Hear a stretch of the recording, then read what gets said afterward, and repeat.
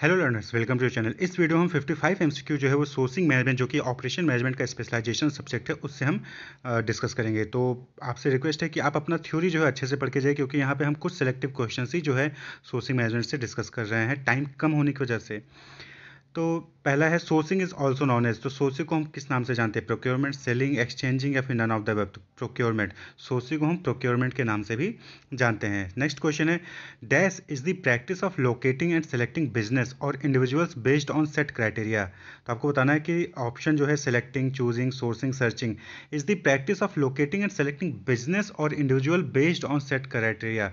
तो किस किस में होता है ये? तो ये होता है, करेक्ट ऑप्शन क्या है? Sourcing. Sourcing is the practice of locating and selecting business. Source मतलब कि करना कि कहाँ पे है और कहाँ से किन से हमें बिजनेस जो है इंडिविजुअल को सेलेक्ट करना है।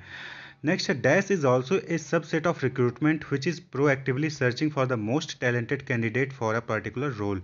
सोर्सिंग, रिक्रूटमेंट, सिलेक्शन या फिर none is also subset of recruitment. तो इसको हम सबसेट ऑफ रिक्रूटमेंट भी कहते हैं, which is proactively searching for the most talented candidate for a particular role. तो करेक्ट ऑप्शन इज सोर्सिंग। तो यहाँ देखिए अलग अलग तरीके से सोर्सिंग यहाँ आ जाएगा।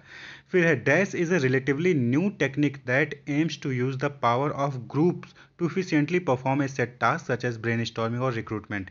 तो यहाँ पे आप देखिए बताना है कि आपको कि किसका मतलब होता है जहाँ पे ग्रुप जो पावर ऑफ ग्रुप का यूज़ किया जाता है, जो कि टास्क को परफॉर्म करने के लिए, ब्रेन स्टॉर्मिंग के लिए, रिक्रूटमेंट के लिए किया जाता है। तो क्राउड सोर्सिंग, बी है सोर्सिंग, सी है आउटसोर्सिंग या है डी पर्सनल सोर्सिंग। तो यहाँ पे करेक्ट ऑप्शन होगा क्राउड सोर्सिंग का। तो क्राउड सोर्सिंग, यहाँ पे देखिए पावर ऑफ ग्रुप आ गया ना, तो क्राउड मीन्स भीड़। तो crowd sourcing is relatively new technique that you aim to use the power of groups to efficiently perform a set task such as brainstorming or recruitment.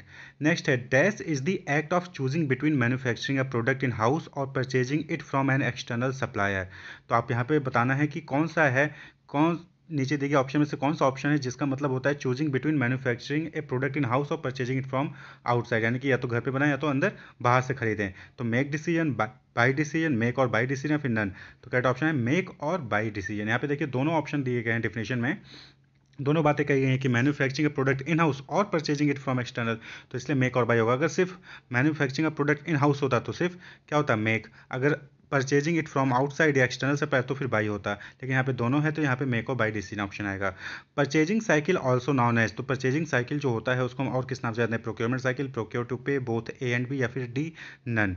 तो correct option है both A and B. Purchasing cycle जो होता है उसको हम procurement cycle या फिर purchase to पे यानी पी टू पे भी इसको हम कहते हैं। तो बोथ ए एंड बी के नाम से हम परचेजिंग साइकिल को जानते हैं। नेक्स्ट है the correct sequence of purchasing cycle steps आते हैं। यहाँ पे आपको परचेजिंग साइकिल का जो स्टेप है वो दिया गया है, इसमें आपको बताना कि करेक्ट स्टेप कौन सा होगा। तो याद करने वाला है, अगर आपको करेक्ट स्टेप पता होगा तो आप ऑटोमेटिक जो है करेक्ट ऑप्शन चूज कर लेंगे। तो करेक्ट ऑप्शन है ए रिकॉग्निशन ऑफ नीड। पहले हम नीड को रिकॉग्नाइज करते हैं, फिर रिसर्च करते हैं, फिर एनालिसिस करते हैं, कंपेरिजन करते हैं, फिर बाई करते हैं और फिर पोस्ट बाइंग आता है, यानी कि खरीदने के बाद जो भी हमारा पोस्ट बाइंग यानी कि खरीदने के बाद जो भी हमारा फीडबैक होता है वो सब एक्सपीरियंस होता है। नेक्स्ट है dash is an employ within a company, business और other organisation who is responsible at some level for buying और approving the acquisition of good and services needed by the company. तो आपको बताना कि कौन होता है वो एम्प्लॉय जो कि कंपनी या बिजनेस या ऑर्गेनाइजेशन के अंदर होता है, जो कि रिस्पॉन्सिबल होता है खरीदारी के लिए, अप्रूव करने के लिए कि कौन सा गुड हमें एक्वायर करना, कौन सा सर्विस हमें नीड है, कंपनी को कौन सी सर्विस चाहिए। Sales manager, area manager, purchasing manager, फिर जोनल मैनेजर। तो यहाँ पे देखिए खरीदारी से रिलेटेड वो पर्सन रिस्पॉन्सिबल होता है, एक्वायरिंग से गुड्स और सर्विस को एक्वायर करना है कंपनी के लिए, उससे रिलेटेड वो पर्सन होता है। तो यहाँ पे क्या होगा? Option C purchasing manager. Next है a system used by buying organisation और industry analyst to record, analyse, rank and report the performance of a supplier in terms of a range of pre defined criteria refers to. यहाँ पे देखिए a system used by buying organisation, जो खरीदारी कर रहा है, जो बाइंग कर रहा है ऑर्गेनाइजेशन या इंडस्ट्री, वो एनालाइज करता है, रिकॉर्ड करता है, एनालाइज करता है, रैंक करता है performance of the supplier, supplier की परफॉर्मेंस को। तो उसको उस सिस्टम को क्या कहते हैं? तो वेंडर रेटिंग कहते हैं, सप्लायर रेटिंग कहते हैं, बोथ ए एंड बी, यानी कि वेंडर रेटिंग और सप्लायर रेटिंग दोनों कहते हैं, या फिर नन, कोई नहीं कहते। तो करेक्ट ऑप्शन है बोथ ए एंड बी। यहाँ पे सीधे सीधे जो बाइंग ऑर्गेनाइजेशन है, इंडस्ट्री है, वो सप्लायर को रेट कर रही है, चेक कर रही है, रिकॉर्ड कर एनालाइज कर रही है। तो ऑब्वियसली बात है क्या होगी? रेटिंग कर रही है। तो वेंडर या सप्लायर हम दोनों नाम से जानते हैं, तो वेंडर रेटिंग और सप्लायर रेटिंग दोनों ही कहते हैं। नेक्स्ट है वेंडर रेटिंग में include such things. Vendor rating में क्या क्या चीज़ें इंक्लूड हो सकती हैं? क्वालिटी ऑफ द प्रोडक्ट और service, delivery performance and reliability, cost, price या फिर ऑप्शन डी ऑल। तो ऑब्वियसली बात है वेंडर रेटिंग के टाइम पे हम इन सभी चीज़ों पे ध्यान देते हैं, तो ऑप्शन हो जाएगा ए डी ऑल। नेक्स्ट है vendor rating based on lead time, cost, number of service calls etcetera refers to. तो जो जब हम कोई ऑर्गेनाइजेशन जो है वेंडर की रेटिंग करता है लीड टाइम पे, cost, number of service calls, इन सब के बेसिस पे जब हम वेंडर की रेटिंग करते हैं तो उसको क्या कहते हैं? Objective vendor rating, subjective vendor rating, descriptive rating या फिर नन, कोई सा भी नहीं होता है। तो करेक्ट ऑप्शन है ऑब्जेक्टिव वेंडर रेटिंग। तो जब भी कोई vendor rating lead time, cost या नंबर ऑफ सर्विस कॉल के बेसिस पे किया जाता है तो उसको ऑब्जेक्टिव वेंडर रेटिंग कहते हैं। इसी तरीके से vendor rating based on opinions, experience and perception about supplier refers to. तो जब आप किसी वेंडर की रेटिंग जो है उसके ओपिनियन, एक्सपीरियंस या परसेप्शन के बेसिस पे करते हैं तो उसको कहते हैं क्या? Subjective vendor rating. नेक्स्ट है R F P. R F P stand for, तो क्या होता है? Request for presentation, request for price, request for proposal या फिर नन। तो करेक्ट ऑप्शन है रिक्वेस्ट फॉर प्रपोजल। तो आर एफ पी का मतलब होता है रिक्वेस्ट फॉर प्रपोजल, यानी कि जब हम सप्लायर से कुछ लेते हैं तो उनसे हम रिक्वेस्ट करवाते हैं कि आप प्रपोजल भेजिए। वहीं पे R F Q stand for, R F Q क्या होता है? तो request for quotation, request for query, request for question या फिर नन। तो ऑब्वियस सी बात है कि रिक्वेस्ट फॉर कोटेशन होगा आर एफ क्यू, ये फॉर्म फुल फॉर्म ही आपको याद रखना है। के पी आई स्टैंड फॉर, के पी आई क्या होता है? की performance indicator, kind performance indicator, की प्रोग्राम इंडिकेटर या फिर की परफॉर्मेंस इंफॉर्मेशन। तो करेक्ट ऑप्शन है की परफॉर्मेंस इंडिकेटर। नेक्स्ट है dash are known for purchasing supplies in bulk, storing them and selling off in smaller quantity to business and retailer. तो आपको बताना है कि यहाँ पे कौन है जो कि बल्क में परचेज करता है, उसके बाद उसको स्टोर करता है और उसको धीरे धीरे छोटे छोटे क्वांटिटी में सेल करता है बिजनेस को या रिटेलर्स को। तो ऑप्शन है manufacture, option B retailer, option C wholesaler या distributor, option C D supplier. तो बल्क में खरीदता है और छोटे छोटे अमाउंट में बेचता है, तो करेक्ट ऑप्शन इज होलसेलर या डिस्ट्रीब्यूटर। नेक्स्ट है who create their own piece of and sell their work independently और partner with representative who help sell their final product. यहाँ पे देखना, यहाँ पे ये बताया जा रहा है कि पूछा जा रहा है कि कौन है जो अपने खुद का चीज़ बनाता है, उसको फिर खुद ही सेल करता है या फिर किसी से पार्टनर कर देता है, पार्टनरशिप कर लेता है कि वो उसका प्रोडक्ट बिचवाए। तो ऑप्शन है manufacture, option B wholesaler, option C है इंडिपेंडेंट और ट्रेड शो रिप्रेजेंटेटिव या फिर ऑप्शन डी वेंडर। तो खुद ही बना रहे हैं, खुद ही बेच रहे हैं या फिर किसी की हेल्प के थ्रू बेच रहे हैं, तो उसको क्या कहते हैं? सी इंडिपेंडेंट और ट्रेड शो रिप्रेजेंटेटिव। नेक्स्ट है factors affecting the selection of optimal supplier और वेंडर रेटिंग आर। तो जो कौन कौन से फैक्टर है जो कि ऑप्टिमल सप्लायर या फिर वेंडर रेटिंग पे फैक्टर हैं जो अफेक्ट करते हैं? Distribution cost, technical capability, quality assessment, price, response to customer, supplier profit profile या फिर सी है लीड टाइम, डिलीवरी या सर्विस लेवल या फिर डी है ऑल। तो कैट ऑप्शन है ऑल। सारे के सारे फैक्टर्स जो हैं वो अफेक्ट करते हैं किसी भी सप्लायर को सिलेक्ट करने में या फिर वेंडर रेटिंग में। Dash is a statistical measurement of a process ability to produce part within specified limit on a consistent basis। आपको बताना है कि नीचे चार ऑप्शन दिए गए तो उसमें से कौन सा स्टैटिस्टिकल मेजर होता है जो कि हेल्प करता है एबिलिटी टू प्रोड्यूस पार्ट्स को मेजर करने में। तो ऑप्शन है permission capability, process conformation, process conformance. तो प्रोसेस कैपेबिलिटी क्या होता है? ये स्टैटिस्टिकल मेजरमेंट होता है of a process ability to produce part within specified limit on a consistent basis. Process capability को हम शॉर्ट फॉर्म में सीपीवी कहते हैं, तो आप याद कर लीजिएगा। To determine how our process is operating we can calculate. तो हम हमारा जो प्रोसेस है वो कैसे ऑपरेट कर रहा है इसको कैलकुलेट करने के लिए हम क्या यूज़ करते हैं? सीपी यानी प्रोसेस कैपेबिलिटी, सीपी के यानी प्रोसेस कैपेबिलिटी इंडेक्स, और सीपी प्रीलिमिनरी प्रोसेस कैपेबिलिटी जो कहते हैं, या फिर पीपी के यानी प्रीलिमिनरी प्रोसेस कैपेबिलिटी इंडेक्स, या फिर डी ऑल। तो to determine how process is operating, हमारा प्रोसेस कैसे ऑपरेट करे इसको कैलकुलेट करने के लिए हम इन सभी का यूज़ करते हैं, सीपी, सीपी के, पीपी या पीपी के या फिर जो प्रीलिमिनरी प्रोसेस कैपेबिलिटी इंडेक्स होता है। तो ये सारे फुल फॉर्म है, इनको आप याद कर लीजिएगा क्योंकि ये फुल फॉर्म के तरीके से भी यहाँ से पूछे जा सकते हैं। नेक्स्ट है dash calculation use sample deviation and deviation mean with in rational subgroup. आपको बताना है कि नीचे में से कौन सा जो है सैम्पल या सिंपल डेविएशन या फिर डेविएशन मीन यूज़ करता है कैलकुलेशन के लिए? सीपी यानी प्रोसेस कैपेबिलिटी या फिर process capability index, option B है preliminary process capability, option C है प्रीलिमिनरी प्रोसेस कैपेबिलिटी इंडेक्स या फिर ऑप्शन डी ऑल। तो कौन सा है जो कि सिंपल डेविएशन या डेविएशन मीन यूज़ करता है? तो correct option is a CP and CP K. ये सिंपल डेविएशन या डेविएशन मीन जो है यूज़ करते हैं कैलकुलेशन के लिए। नेक्स्ट है dash calculation use standard deviation based on study data. तब आपको बताना है कि नीचे दिए गए ऑप्शन में से कौन सा है जो स्टैंडर्ड डेविएशन यूज करता है कैलकुलेशन के टाइम पे? तो ऑप्शन ए है सीपी, ऑप्शन बी है सीपी के, ऑप्शन सी है पीपी या फिर पीपी के या फिर ऑप्शन डी है ऑल। तो करेक्ट ऑप्शन है पीपी एंड पीपी के, यानी कि preliminary process capability and preliminary process capability index. ये स्टैंडर्ड डेविएशन यूज करते हैं कैलकुलेशन के टाइम पे। नेक्स्ट है process capability indices dash evaluate the output of a process in comparison to the specification limit determined by the target value and the tolerance range. तो आपको बताना है कि वो प्रोसेस कैपेबिलिटी इंडाइसेस कौन सा है जो कि हेल्प होता है जो कि इवेलुएट करता है output of a process in comparison to specification limit determined by the target value and tolerance range. तो करेक्ट ऑप्शन है सीपी एंड सीपी के। ये प्रोसेस कैपेबिलिटी इंडाइसेस होते हैं जो कि इवैल्यूएट करते हैं। नेक्स्ट है पहले तो यहाँ पे दो फील्ड इन द ब्लैंक्स है, ऊपर है एक और नीचे है। तो पहले में क्या आएगा, दूसरे में क्या आएगा, आपको बताना है। तो पहला tells you if your process is capable of making part within specification, and दूसरा जो है tells you if your process is centred between the specification limit. तो आपको बताना कि कौन सा ऑप्शन है जो कि पहला जगह फिल करेंगे, जो कि वो बताता है कि if your process is capable of making part within specification, की जो स्पेसिफिकेशन उसके अंदर वो जो है पार्ट हम बना सकते हैं कि नहीं बना सकते हैं। और दूसरा जो है वो बताता है कि your process is centred between the specific limit, जो स्पेसिफिक लिमिट है उसके बीच में हमारा सेंटर्ड है। तो कौन सा ऑप्शन होगा, सी पी के। ऑप्शन बी है पहले में सी पी के दूसरे में सी पी, या फिर ऑप्शन सी में पहले में पी पी दूसरे में पी पी के आएगा, या फिर ऑप्शन डी है जिसमें पहले में पी पी के आएगा और दूसरे वाले फिल इन द ब्लैंक्स में पी पी आएगा। तो करेक्ट ऑप्शन है सी पी और सी पी के, यानी कि पहले में C P tells you if your process is capable of making part within specification, and C P K tells you if your process is centred between the specification limit. Most companies required that the process C P, यानी C P is equal to कितना होना चाहिए। Most company क्या चाहती हैं, 1.33 और laser, यानी कि 1.33 उससे कम, बी 1.23 और लेसर, या फिर सी 1.33 और ग्रेटर, या फिर डी नन। तो ऑप्शन सी 1.33 और ग्रेटर, ये most companies require that the process C P is equal to 1.33 और ग्रेटर।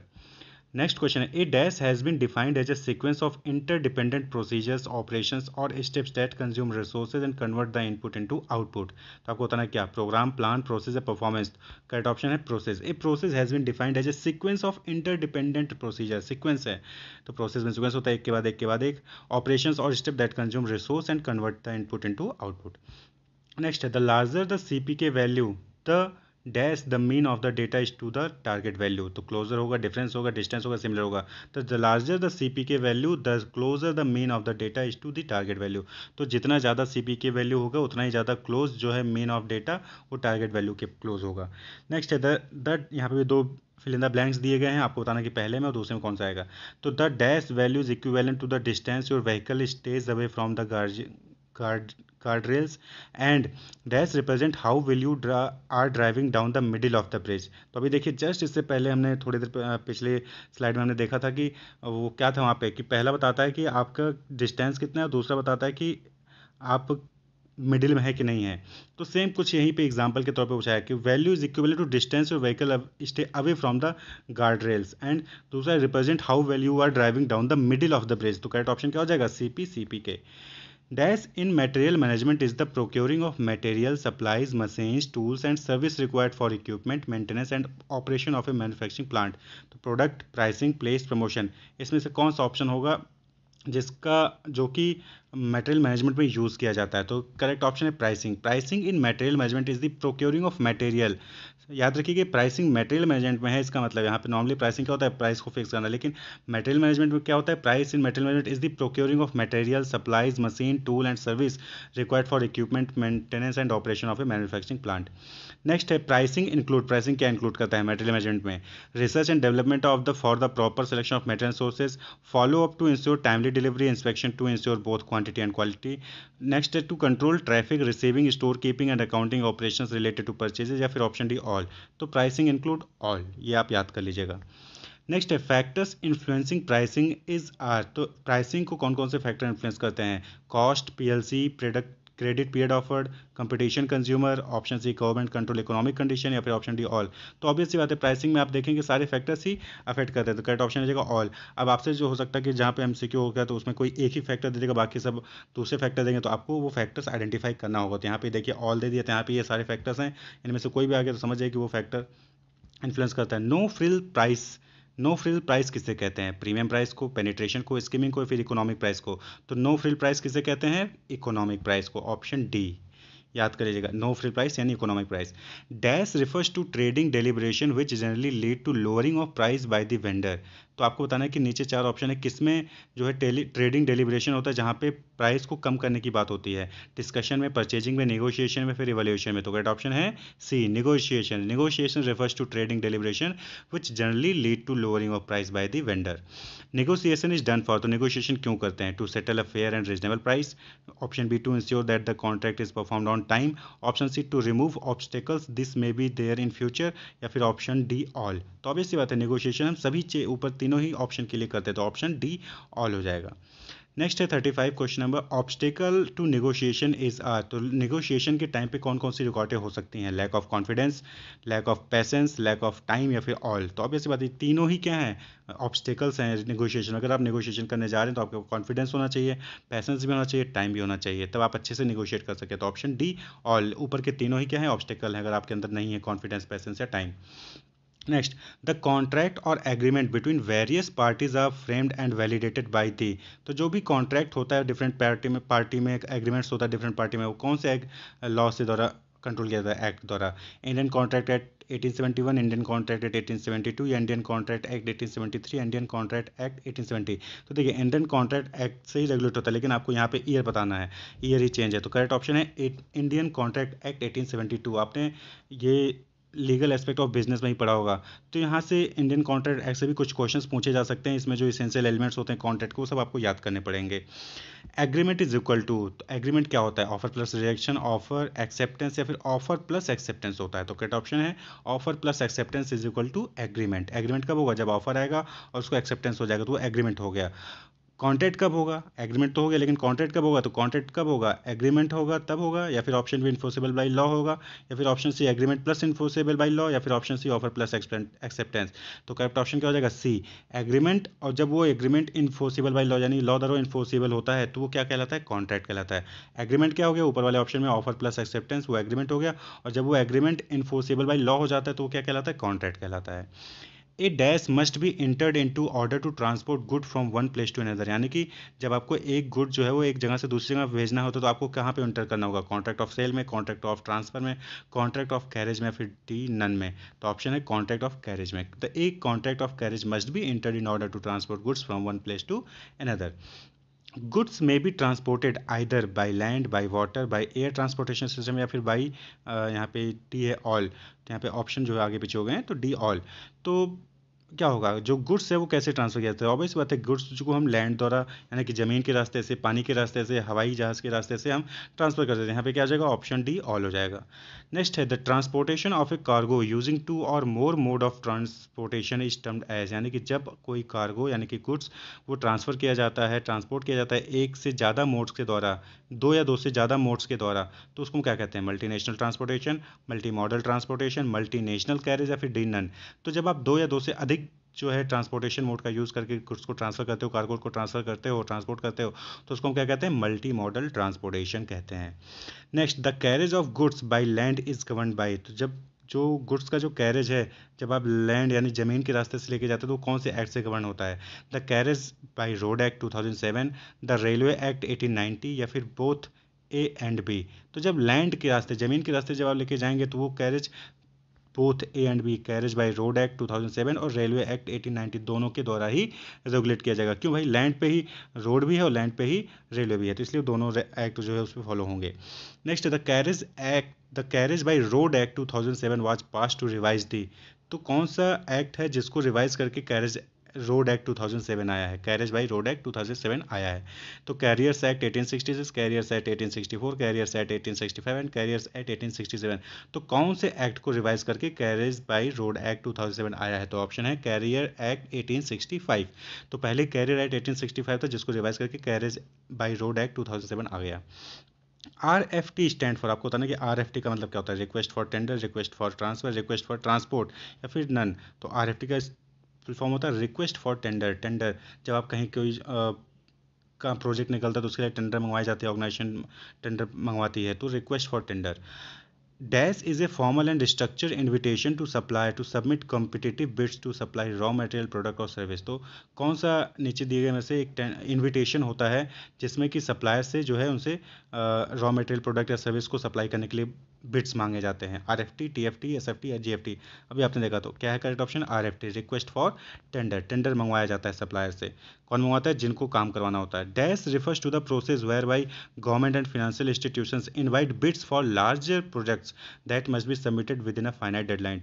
फाइनाइट डेडलाइंस, तो प्रोसेस बताना कि जहाँ पे गवर्नमेंट या कोई फाइनेंशियल इंस्टीट्यूशन जो है वो सप्लायर से बिड्स मंगवाती है लार्जर प्रोजेक्ट को कंप्लीट करवाने के लिए एक डेफिनेट टाइमलाइन में, तो उसको क्या कहते हैं? टेंडरिंग, प्रोक्योरिंग, ट्रांसफरिंग या सोर्सिंग। तो ऑब्वियस सी बात है बिड्स मंगवाई जा रही है किसी प्रोजेक्ट को कंप्लीट करने के लिए एक टाइम पीरियड में, तो क्या आ जाएगा? Tendering. Dash is where the procurement process is conducted online, यानी इंटरनेट के बेसिस पे जब प्रोक्योरमेंट प्रोसेस होता है तो उसको क्या कहते हैं, ई टेंडरिंग कहते हैं। आप सीधे याद कर लीजिएगा, ई टेंडरिंग, इलेक्ट्रॉनिक टेंडरिंग जो कहते हैं आप।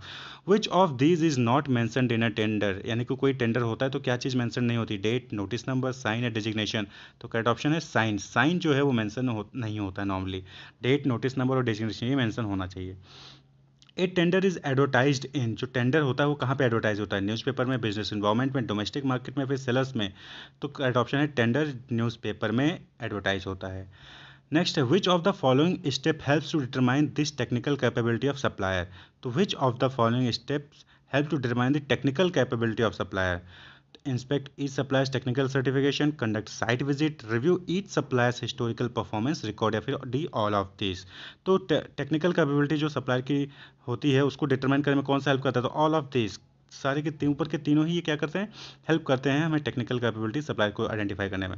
नेक्स्ट है what is the crucial criteria to monitor for supplier performance. तो जो सप्लायर का परफॉर्मेंस होता है उसको मॉनिटर करने के लिए क्रूशियल जो क्राइटेरिया है वो क्या है, डिलीवरी, प्राइसिंग, क्वालिटी या फिर ऑल ऑफ दिस। तो करेक्ट ऑप्शन क्या हो जाएगा, ऑल ऑफ दिस। तीनों ही इंपॉर्टेंट फैक्टर हैं सप्लायर की परफॉर्मेंस को मेजर करने के लिए, डिलीवरी भी, प्राइसिंग भी, क्वालिटी, यानी कि कब डिलीवर कर रहा है, क्या प्राइसिंग है, क्या क्वालिटी है। What does the following refers to in negotiation. Negotiation में एक स्टेटमेंट दिया गया है, इस स्टेटमेंट को नेगोशिएशन में क्या रेफर करते हैं, search for a large pi rather than arguing over the size of each side slice. यानी कि सर्च करो लार्ज पाई, लार्ज पाई के लिए सर्च करो, ना कि एक दूसरे की जो स्लाइस है उसके लिए लड़ो। तो इसको क्या कहते हैं नेगोशिएशन में, think of the opposite party, option B grab the largest share, option C seek mutual gains, या फिर डी नन ऑफ दिस। तो नाम से क्लियर है कि लार्जर पाई को छोड़ के लार्जर पाई को लिए सर्च करो, ना कि एक दूसरे की स्लाइड्स के लिए लड़ो। तो करेक्ट ऑप्शन हो जाएगा option C seek mutual gain. Negotiation में उसको क्या कहते हैं, म्यूचुअल गेन, यानी कि हमारा भी फायदा आपका भी फायदा। What is the key principle to a successful negotiation process. Successful negotiation process के लिए की प्रिंसिपल है वो क्या है, mutual benefit, fairness, maintaining a relationship, या फिर डी ऑल ऑफ दिस। तो अब ऐसी बात है, एक सक्सेसफुल नेगोशिएशन में कब होता है, जब हमारा भी फायदा हो, सामने वाला का भी फायदा हो, म्यूचुअल बेनिफिट दोनों, फेयरनेस यानी क्लियर कट हो, मेंटेनिंग रिलेशनशिप और उससे एक रिलेशनशिप भी मेंटेन हो। तो option D all of this. तो ये ऊपर के तीनों ही सक्सेसफुल नेगोशिएशन प्रोसेस के लिए रिक्वायर्ड है। नेक्स्ट है which document invite supplier to submit quotation for specified good. तो नीचे दिए गए चार ऑप्शन बताना कि कौन सा डॉक्यूमेंट है जो कि इनवाइट करता है सप्लायर से कोटेशन के लिए, गुड्स के लिए। तो RFQ, ठीक है। नेक्स्ट है रिक्वेस्ट फॉर कोटेशन। नेक्स्ट है the term purchasing and procurement are often used synonymously but which of the following statement provide a more refined distinction. यानी कि परचेजिंग और प्रोक्योरमेंट में डिस्टिंक्शन कौन सा स्टेटमेंट जो है क्लियर करता है। Option A procurement has a broader meaning than purchasing, या फिर option B purchasing has a broader meaning than procurement, option C procurement is broadly equivalent to purchasing, या फिर option D none of the above. तो कौन सा option है जो कि प्रोक्योरमेंट और परचेजिंग को ब्रॉडली डिस्टिंग करता है। तो procurement has a broader meaning than purchasing, correct option जो है ऑप्शन ए। प्रोक्योरमेंट क्या है, वो ब्रॉडर मीनिंग है, उसका बहुत ज़्यादा बड़ा मीनिंग है देन परचेजिंग, परचेजिंग प्रोक्योरमेंट के अंदर आ जाता है। तो procurement has a broader meaning than purchasing. तो ये कुछ 55 MCQs थे, कुछ सेलेक्टिव MCQs थे सोर्सिंग मैनेजमेंट से जो हमने आपके लिए यहाँ पे छांट के लाए हैं। तो wish you all the best, keep watching, subscribe the channel for more videos. और एक तरीके से ये MCQs हमने खुद बनाए हैं आपके सिलेबस के अकॉर्डिंग। तो क्योंकि एज यू नो कि ये MCQs मिल नहीं रहे हैं तो हमने खुद ही आपके सिलेबस के अकॉर्डिंग इसको आपको बनाए हैं। तो wish you all the best, keep watching.